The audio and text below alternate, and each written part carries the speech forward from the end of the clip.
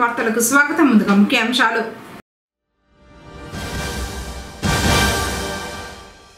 మారుతున్న జీవన శైలికి అనుగుణంగా మెరుగైన వైద్య సదుపాయాల ఏర్పాట్లు ఎంపీ ప్రసాదరావు.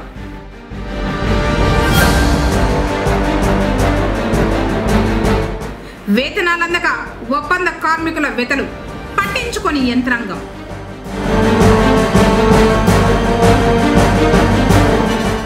అసాంఘిక కార్యకలాపాలకు నిలయంగా మారిన ఓవర్ హెడ్ ట్యాంక్.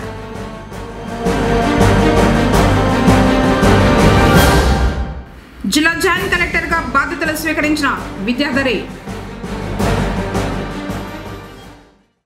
వార్తలను వివరాలు.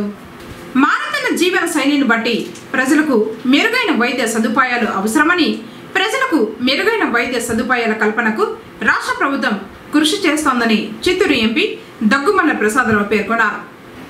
బుధవారం యాదమరి మండలంలో నూతనంగా నిర్మించిన ప్రాథమిక ఆరోగ్య కేంద్ర భవనాన్ని చిత్తూరు పార్లమెంట్ సభ్యులు దగ్గుమల్ల ప్రసాదరావు, జిల్లా కలెక్టర్ సుమిత్ కుమార్, పూతలపట్టు శాసనసభ్యులు మురళీమోహన్లు ప్రారంభించారు. ఈ సందర్భంగా చిత్తూరు ఎంపీ మాట్లాడుతూ, ప్రజలు ఆరోగ్యం పట్ల నిర్లక్ష్యం ఉండరాదని, మెరుగైన వైద్య సేవలు అందించడానికి రాష్ట్ర ప్రభుత్వం కృషి చేస్తూ ఉందన్నారు. గతంలో పట్టణ ప్రాంతాలలో మాత్రమే మధుమేహ వ్యాధిగ్రస్తులు ఉండేవారని, ప్రస్తుతం మారుతున్న జీవన శైలితో దేశవ్యాప్తంగా పట్టణాలు, నగరాలతో పాటు గ్రామీణ ప్రాంత ప్రజలు సైతం మధుమేహానికి, కంటి సమస్యకు గురవుతున్నారన్నారు. మధుమేహం ప్రాణాంతక వ్యాధి కాకపోయినా నిర్లక్ష్యం చేయరాదని, ప్రాథమిక ఆరోగ్య కేంద్రాల ద్వారా క్రమం తప్పకుండా చికిత్స పొందాలన్నారు.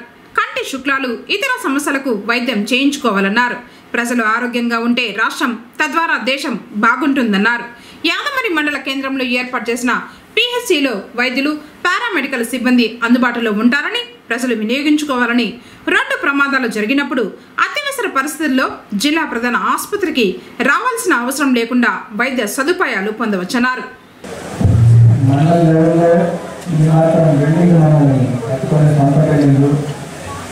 PHC primary health centre open చేసుకోవడం చాలా మంచిది. రూరల్లో, గ్రామీణ ప్రాంతంలో మొత్తంలో మనం అనుభూతమైన అనారోగ్యాలు వస్తాయి.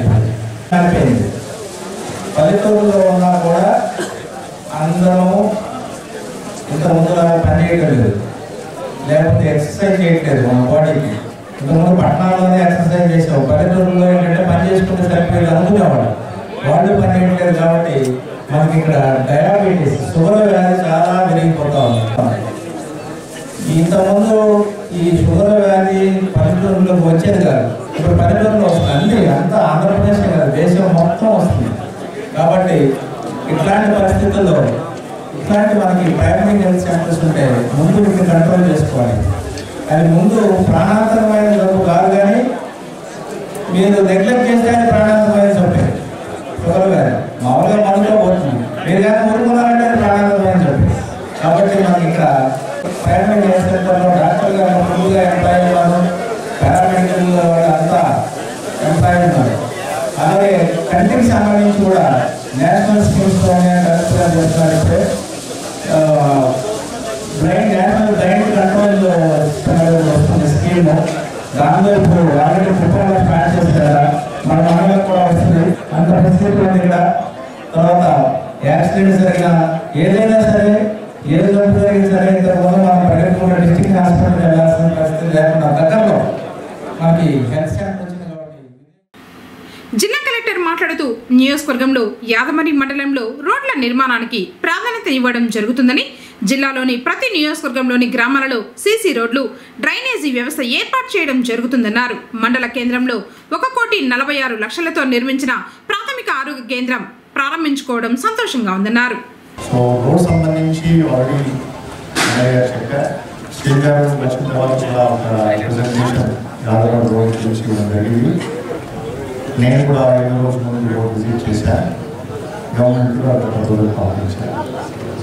అందరికీ తెలిసి ఇప్పుడు ఈ బడ్జెట్ సంబంధించి, ఫైనాన్షియల్ సంబంధించి చర్చ చేయడం జరుగుతున్నాయి. ఖచ్చితంగా ఎప్పుడైనా మనకి ఈ ప్రాజెక్ట్స్ వస్తే యాదమరి రోడ్ అంటే ఫస్ట్ ప్రయారిటీ జిల్లాలో ఉంటుంది. Inter connectivity road, inter district road, state road కూడా ఉంది. సో ఇది ఫస్ట్ ప్రయారిటీ ఉంది. నేను గతంలో కూడా చెప్పాను. ముఖ్యంగా ఇప్పుడు చూస్తే అన్ని గ్రామంలో CC roads and drainage sanctions మొదలుపెట్టారు. ప్రతి కాన్స్టిట్యున్సీలో సీసీ రోడ్స్ డ్రైనేజ్ శాంక్షన్ చేయడం జరుగుతుంది. యాదమరికి సంబంధించి కూడా ఏమైనా సీసీ రోడ్స్ కానీ ఏమైనా డ్రైనేజ్ అవసరం ఉంటే అన్నయ్య గారి నుంచి నేను రిక్వెస్ట్ చేస్తున్నాను. ఆ ప్రపోజ్ నాకు ఇవ్వచ్చు, నేను శాంక్షన్ చేస్తాను. పొంగనూరు పురపాలక పరిధిలో కట్టకింద పాలెంలోని ఓవర్ హెడ్ ట్యాంక్ అసాంఘిక కార్యక్రమాలకు నిలయంగా మారింది. ట్యాంక్ ఆవరణంలో ప్రహారీ గోడ కూలిపోవడంతో వచ్చి వెళ్లే వారికి అడ్డే లేదు. ట్యాంక్ ఆవరణమంతా మద్యం సీసాలు, సిగరెట్ ప్యాకెట్లే.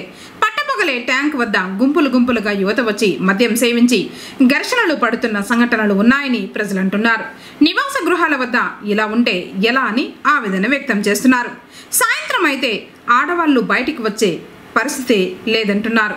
మున్సిపల్ యంత్రాంగం స్పందించి ఈ ప్రాంతాన్ని పరిశీలించి ట్యాంకుల వద్ద శుభ్రం చేసి గేటును మరమ్మతు చేసి కూలిన ప్రహారాన్ని నిర్మించాలని కోరుతున్నారు. ఇలాగే వదిలేస్తే పరిస్థితి మరింత దారుణంగా మారే అవకాశం ఉంది.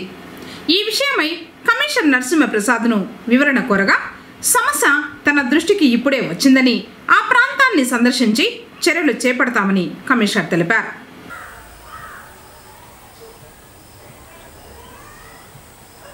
చిత్తూరు జిల్లా జాయింట్ కలెక్టర్గా విద్యాధరి బుధవారం ఉదయం బాధ్యతలు స్వీకరించారు. స్థానిక కలెక్టర్ కార్యాలయానికి విచ్చేసిన ఆమెకు అధికారులు, కార్యాలయ సిబ్బంది పూల మొక్కలు, పుష్పగుచ్చాలు అందించి స్వాగతం పలికారు. తర్వాత సచివాలయంలోని జేసీ ఛాంబర్ నందు పదవి బాధ్యతలు స్వీకరించారు. జాయింట్ కలెక్టర్గా బాధ్యతలు చేపట్టిన విద్యాధరి మాట్లాడుతూ ప్రభుత్వ ప్రాధాన్యత అభివృద్ధి, సంక్షేమ పథకాలు, జిల్లాలో కొనసాగుతున్న కార్యక్రమాలను కొనసాగించడానికి తన వంతు కృషి చేస్తానని తెలిపారు.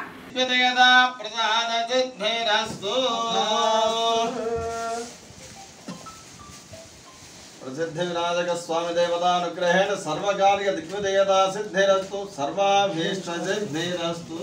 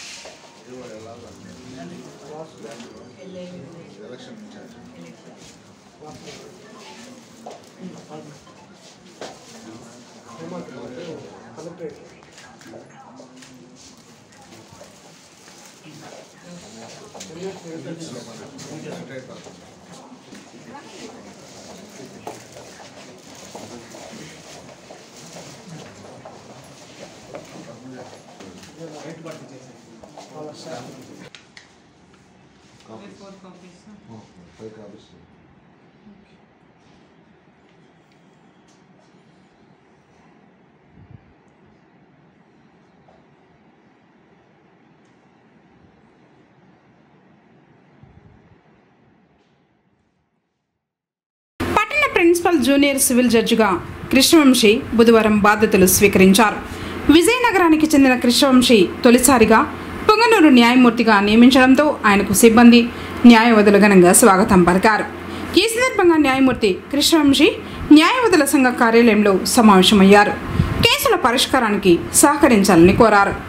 కార్యక్రమంలో న్యాయవాదుల సంఘ అధ్యక్షులు ఆకుల చెన్నకేశవులు పాల్గొన్నారు. పొంగనూరు ఎస్ఐగా పనిచేస్తూ బదిలీపై నియోజకవర్గంలోని రొంపిచెర్లకు వెళ్తున్న ఎస్ఐ సుబ్బారెడ్డిని మంగళవారం పోలీస్ స్టేషన్ ఆవరణంలో సిఐ శ్రీనివాసులు సిబ్బంది సన్మానించారు. శాంతి భద్రతల పరిరక్షణకు ఎస్ఐ అహర్నిశలు కృషి చేశారని సిఐ కొనియాడారు. కార్యక్రమంలో ఏఎస్ఐలు దామోదరం, మహేంద్ర తదితరులు పాల్గొన్నారు. పొంగనూరు పట్టణ ప్రజలకు స్వచ్ఛమైన నీటిని అందించేందుకు పురపాలక అధికారులు చర్యలు చేపట్టారు. పురపాలక పరిధిలోని 9 ఓవర్ హెడ్ ట్యాంకుల నుంచి సరఫరా అవుతున్న నీటిని క్షేత్రస్థాయిలోకి వెళ్లి కుళాయిల్లో వస్తున్న నీటిని ఇంజనీరింగ్ సిబ్బంది క్లోరోస్కోప్ ద్వారా పరీక్షించారు. దీని ద్వారా స్వచ్ఛమైన నీరు అందించడంతో పాటు నీరు కలుషితం కాకుండా అరికట్టే అవకాశం ఉందని మున్సిపల్ డిఈ మహేష్ తెలిపారు.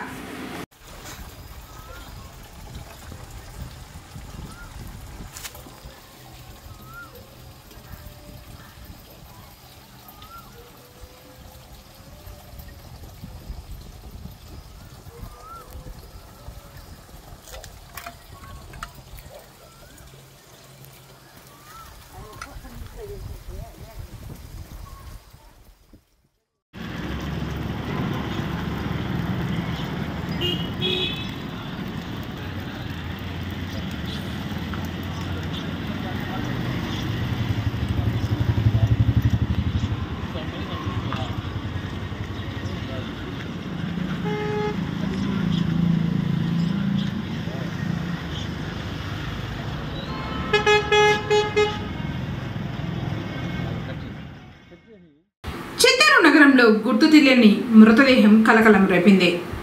సంతపేట రాజుగుడి వెనుక భాగాన ఇందిరానగర్ కాలనీలో సుమారు 27 సంవత్సరాల వయసు గల ఒక ముస్లిం యువకుడిని గుర్తు తెలియని వ్యక్తులు రాయితో కొట్టి చంపినట్లు సిఐ నెట్టి కంటయ్య తెలిపారు. అతని జేబులో తమిళనాడు బస్సు టికెట్ ఉందని, ఇతర ఆధారాలు ఏమీ లేవన్నారు. అతనిని గుర్తించి సమాచారం తెలిపిన వారు 2 టౌన్ సిఐ 9491074517 నెంబర్కు సమాచారం ఇవ్వాలన్నారు. ఈరోజు ఉదయం 7:30 to 8 మధ్యలో మాకు ఇన్ఫర్మేషన్ రావడం జరిగింది. ఇక్కడ సంతపేట దగ్గరలోని ఇందిరానగర్ నుంచి ఇట్లా వీరభద్ర కాలనీకి పోయే దారిలో ఒక మడ్ రోడ్ ఉంది సార్. ఆ మడ్ రోడ్లో ఒక మనిషి చనిపోయి కింద పడి ఉన్నాడు. ఆ మనిషి పక్కన ఒక రాయి కూడా ఉంది. అతను ఏదో రాయితో కొట్టి చంపినట్టుగా అనుమానంగా ఉందని చెప్పి ఫోన్లు చేయడం జరిగింది. అట్లాగే మాకు ఈ జిఎంఎస్కేల్ ద్వారా కూడా ఫోన్ రావడం జరిగింది. దాని విషయంగా మేము సీన్కి వచ్చి చూస్తే ఇక్కడ ఒక గుర్తు తెలియని వ్యక్తి సుమారుగా ఏజ్ అబౌట్ ఒక 25 years లేదా 27 years మధ్యలో ఉంటాడు. అతన్ని ఇక్కడికి వచ్చిన తర్వాత ఆ స్టోన్తో తల మీద కొట్టి రక్తగాయాలు చేసి చనిపోయేటట్టు చేశాడు. అయితే ఇది అర్లీ అవర్స్లో జరిగినట్టుగా మాకు అనిపిస్తుంది. ఆ వ్యక్తికి సంబంధించిన డీటెయిల్స్ అన్నీ కూడా క్రైమ్స్ని విజిట్ చేసి వాటన్నిటిని సీజ్ చేసుకొని దాన్ని ఐడెంటిఫై చేయడానికి ప్రయత్నిస్తుంది. ఒప్పంద పొరుగు సేవల ఉద్యోగులకు వేతనాలే జీవనాధారం. ప్రతి నెల వారికి వేతనాలు అందకపోవడంతో జీవనం కష్టసాధ్యంగా మారుతోంది. చిన్న చిన్న అవసరాలకు అప్పు చేయాల్సిన పరిస్థితి. నెలల తరబడి జీతాలు అందకపోవడంతో కుటుంబ జీవనం కష్టసాధ్యం అవుతోందని ఒప్పంద పొరుగు సేవల ఉద్యోగులు ఆవేదన వ్యక్తం చేస్తున్నారు. జిల్లా ఏరియా సిహెచ్సి ఆసుపత్రుల్లో వందలాది మంది రోగులు నిత్యం వస్తూ ఉంటారు. ఈ నేపథ్యంలో పారిశుద్ధ్యానికి పెద్దపీట వేయాల్సి ఉంది. ఎలాంటి అవాంఛనీయ సంఘటనలు జరగకుండా సెక్యూరిటీ గార్డులు అవసరం. ప్రస్తుతం ఈ 2 విభాగాల్లో పనిచేస్తున్న సిబ్బందికి నెలలుగా వేతనాలు అందడం లేదు. జిల్లా వైద్య విధాన పరిషత్ పరిధిలో జిల్లా ఏరియా సామాజిక ఆసుపత్రులు 23 ఉన్నాయి. వాటిలో 214 మంది పారిశుద్ధ్య సిబ్బంది, సెక్యూరిటీ గార్డులు 336 మంది పనిచేస్తున్నారు. ఉమ్మడి చిత్తూరు జిల్లాలో కుప్పం, పుంగనూరు, పలమనేరు, నగరి, శ్రీకాళహస్తి, పీలేరు ఏరియా ఆసుపత్రులు కాగా వాల్మీకిపురం, సత్యవేడు, చంద్రగిరి, సదుం, మహల్, పెనుమూరు, కార్వేటి నగరం, పుత్తూరు, చిన్నగుట్టిగల్లు, కలికిరి, వీకోట, తంబలపల్లి, పి కొత్తకోట, బంగారుపాలెం, నారావారిపల్లి, బి కొత్తకోటలో కమ్యూనిటీ హెల్త్ సెంటర్లు ఉన్నాయి. ఇందులో పనిచేస్తున్న పొరుగు సేవల ఉద్యోగులకు 5 నెలలుగా వేతనాలు అందడం లేదు. కొన్ని ఆసుపత్రుల్లో అయితే వేతనాలు ఎప్పుడు ఇస్తారని అడిగితే విధుల నుంచి తొలగిస్తామని బెదిరించడం గమనార్హం. ఇప్పటికైనా అధికారులు స్పందించి వేతనాలు ఇవ్వాలని కార్మికులు కోరుతున్నారు. నా పేరు G Kadirappa. Punganur government hospital పనిచేస్తున్నాము. 23 సంవత్సరాలుగా పనిచేస్తున్నాము. మాకు ఒక 6 నెలలుగా జీతం రాలేదు. 5 నెలలకి జీతం రాలేదు. మాకు 11,800 జీతం ఇస్తున్నారు. నేను 14 మంది కూడా 14 మంది పనిచేస్తున్నాము. April, May, June, July, August contract phone చేస్తే మాకు ఇంకా బిల్లులు కాలేదు, బిల్లులు వస్తాయని ఇస్తామంటాడు. కానీ ఇంతవరకు ఇవ్వడం లేదు. చెప్పినాము సూపరింటెండెంట్, నర్సింగ్ సూపరింటెండెంట్కి చెప్పినాము, ఏవో సార్కు చెప్పినాము, మెడికల్ సూపరింటెండెంట్కు చెప్పినాము. ఇస్తాం, అదే బిల్లులు అయితే ఇస్తాము అంటున్నారు. వాళ్ళు కూడా ఫోన్ చేసుకున్నారు, ఏవో సార్ ఫోన్ చేసుకున్నారు, ఇస్తామన్నారు. ఇప్పుడు నెల నుండి 15 మంది ఉన్నాము. అంతకుముందు 10 మంది ఉండింది. నెల జీతాలు రాలేదు. 5 నెలలకు ఒకసారి, 6 నెలలకు ఒకసారి జీతం వేస్తారు. నెల అడిగితే ఇస్తాంలే అంటాడు. కాంట్రాక్ట్ ఫోన్ వేస్తాడు, ఏమి కానీ మాకు పట్టించుకోలేదు, ఏమీ మాకు సప్లై రాలేదు, డబ్బులు కూడా జీతం కూడా రాలేదు. ఎంత ఇస్తారు? 11,800 ఇస్తాడు. 16,000కి అంత వస్తుంది మాకు కనీషన్ వేతనం 16,000 అని చెప్పినారు. 16,000 కూడా మాకు ఇవ్వడం లేదు, 11,800 ఇస్తున్నారు. ఆసుపత్రిలో పారిశుద్ధ్య పనులు చేస్తున్నా ఒక్కరోజు తప్పినా పారిశుద్ధ్యం లోపిస్తోంది. జీతాలు మాత్రం ఆలస్యంగా ఇస్తున్నారు. ఏ నెల వేతనం ఆ నెలకు ఇస్తే కుటుంబ పోషణ సాగుతుంది. ఉన్నతాధికారులు స్పందించి వేతనాలు చెల్లించాలని ఏరియా ఆసుపత్రి కార్మికురాలు వెంకటమ్మ అన్నారు.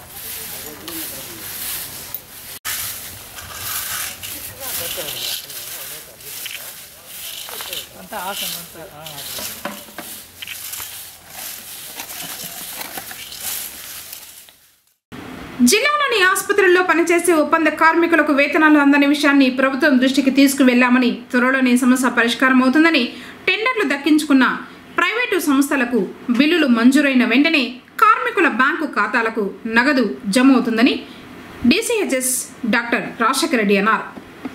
విద్యుత్ అమరవీరుల సంస్మరణ దినోత్సవం సందర్భంగా సిపిఎం సిపిఐ ఆధ్వర్యంలో బుధవారం సిపిఎం కార్యాలయంలో ఘనంగా నివాళులర్పించారు. ఈ సందర్భంగా సిపిఎం జిల్లా కార్యదర్శి వాడ గంగరాజు, సిపిఐ జిల్లా నాయకులు దాసరి చంద్రాలు మాట్లాడుతూ గతంలో 2000 సంవత్సరంలో సిపిఎం సిపిఐ వామపక్షాలు ప్రజా సంఘాల ఆధ్వర్యంలో ఉమ్మడి రాష్ట్రంలో విద్యుత్ మహా ఉద్యమం సాగింది. ఆగస్టు 28వ తేదీన హైదరాబాద్ బషీరాబాద్లో ఆనాటి తెలుగుదేశం ప్రభుత్వం ఉద్యమకారులపై పాశవికంగా కాల్పులు జరిపి రామకృష్ణ, విష్ణువర్ధన్ రెడ్డి, బాలస్వాములను బలికొన్నది. ఈ ఉద్యమం ఫలితంగా కొద్ది సంవత్సరాల పాటు ప్రభుత్వాలు విద్యుత్ ఛార్జీల జోలికి వెళ్లలేదు.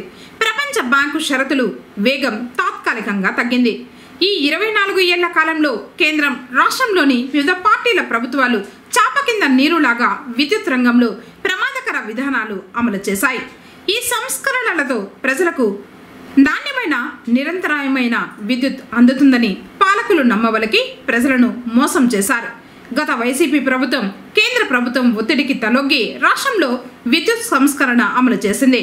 భారీ స్థాయిలో వేల కోట్ల రూపాయలు ప్రజలపై భారం మోపింది. వీటికి వ్యతిరేకంగా వామపక్షాలు పోరాటం చేసిన సందర్భంగా ప్రతిపక్షంలో ఉన్న తెలుగుదేశం పార్టీ ప్రభుత్వం బాదుడే బాదుడు అని విద్యుత్ ఛార్జీలు తగ్గించాలని డిమాండ్ చేసింది. అయితే నేడు అధికారంలోకి వచ్చిన తెలుగుదేశం ప్రభుత్వం ఆ సంస్కరణలు అలాగే అమలు చేయడానికి సిద్ధమైంది. ప్రతిపక్షంలో ఉన్నప్పుడు ఒక రకంగా, అధికారంలోకి వచ్చినప్పుడు ఒక రకంగా వ్యవహరించడం దారుణమని ప్రశ్నించారు. 3 కార్మికులు చనిపోయినారు. దాంట్లో విష్ణువర్ధన్ రెడ్డి, బాలస్వామి, రామకృష్ణ 3 కామ్రేడ్స్, వాళ్ళందరూ కూడా కార్మికులు ఆ రోజు ఆ పోరాటంలో పాల్గొన్నారు. అందువల్ల వాళ్ళ ప్రాణత్యాగం చేసిన పోరాట స్ఫూర్తితో అప్పటి నుంచి ఏ ప్రభుత్వాలు విద్యుత్ ఛార్జీలు పెంచడానికి సాహసం చేయలేదు. అందువల్ల అప్పుడు తెలుగుదేశం ప్రభుత్వాన్ని కూడా ప్రజలు తీవ్రస్థాయిలో ఓడించారు. అయితే ప్రస్తుతం ఉన్న ప్రభుత్వాలు, గతమున్న వైఎస్ఆర్సీపీ ప్రభుత్వం కానీ, ఇప్పుడు మళ్ళీ అధికారంలోకి వచ్చిన తెలుగుదేశం ప్రభుత్వం కానీ ఆ విద్యుత్ ఉద్యమాన్ని, ఆ ఉద్యమంలో జరిగిన గుణపాఠాన్ని కూడా తీసుకోకుండా మళ్ళీ ప్రజల మీద భారాలు మోపడానికి చాలా తీవ్రంగా ప్రయత్నం చేస్తున్నారు. గత ప్రభుత్వం విద్యుత్ సంస్కరణలు అమలు చేసింది. అదే ఆ సంస్కరణల్ని అమలు చేయడానికి ఇప్పుడున్న ప్రస్తుత తెలుగుదేశం ప్రభుత్వం కూడా మళ్ళీ ప్రజల మీద భారాలు మోపడానికి విద్యుత్ ఛార్జీలు ప్రజల మీద భారాలు మోపుతుంది. అందువల్ల వామపక్షాలుగా ఈరోజు సిపిఎం సిపిఐ ఆధ్వర్యంలో ఈ సంస్కరణ దినోత్సవం సందర్భంగా మరోసారి ఈ ప్రభుత్వం విద్యుత్ ఛార్జీలు పెంచితే గత ప్రభుత్వం తీసుకొచ్చిన విద్యుత్ సంస్కరణలకి వ్యతిరేకంగా ప్రతిపక్షంలో ఉన్నప్పుడు మనతో కలిసి వచ్చారు. అందువల్ల అధికారంలోకి వచ్చిన వెంటనే ఆ సంస్కరణలు రద్దు చేయాలని చెప్పి ఇప్పుడు డిమాండ్ చేస్తున్నా కానీ దాని జోలికి పోకుండా మళ్ళీ ఛార్జీలు పెంచే ప్రయత్నం చేస్తుంది. అందువల్ల గతంలో జరిగిన విద్యుత్ పోరాటం ఆ స్ఫూర్తితో మరోసారి పోరాటానికి సిద్ధం కావాలని చెప్పి ఈరోజు వామపక్షాలు పిలుపునిస్తున్నాయి. ప్రజలందరినీ ఇక్కడ ఐక్యం చేసి గతంలో ఏ పద్ధతిలో పోరాటం చేస్తామో ఆ పద్ధతిలో పోరాటం ఉధృతం చేస్తామని చెప్పి ఈ ప్రభుత్వానికి హెచ్చరిక చేస్తున్నాం. వార్తలు ముగించే ముందు ముఖ్యాంశాలు మరోసారి.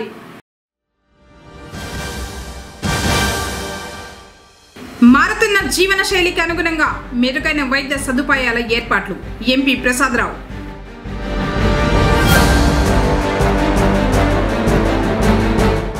వేతనాలందక ఒప్పంద కార్మికుల వెతలు పట్టించుకొని యంత్రాంగం.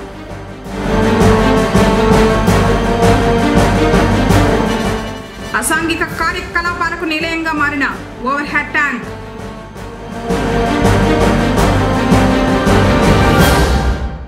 జిల్లా జాయింట్ కలెక్టర్ గా బాధ్యతలు స్వీకరించిన విద్యాధరి. తిరిగి కేసీటీవీ వార్తలతో మళ్ళీ కలుసుకుందాం. అందరికీ నమస్కారం.